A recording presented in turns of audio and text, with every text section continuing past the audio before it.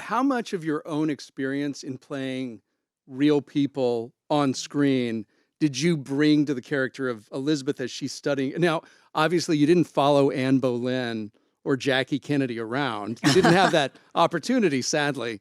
But just in your experience in trying to capture a real person but make it a character, how much of that came into play as you were figuring out what Elizabeth was thinking about? Yeah, I haven't had the exact experience because, like you said, I haven't played a real person who's also alive.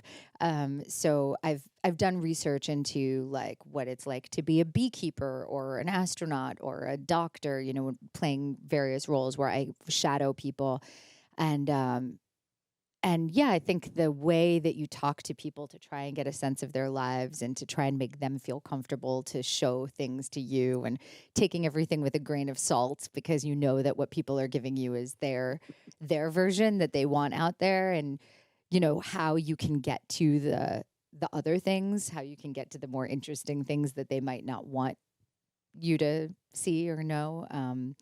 But yeah, hopefully I don't try to interfere in people's lives the way Elizabeth does. Which you should. Try and become part of the story. Just yeah, maybe I'll wreak be havoc. inspired by her in the future. Julianne, I mean, you've played Gloria Steinem. I assume you had at least met her before, and you've played a lot of real people.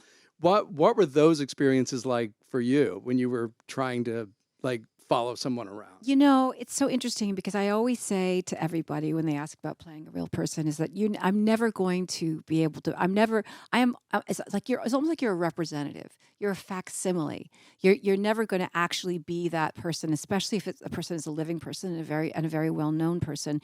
You need to get as close as you can, as close as possible, humanly possible. But it's a different narrative, right? You know, the narrative of being alive, of being an individual, of living your own life is the true one.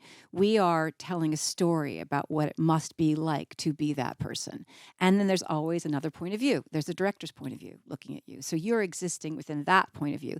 So it's kind of like this movie is too. There are these levels of narratives all the time. So you're never sure what is real.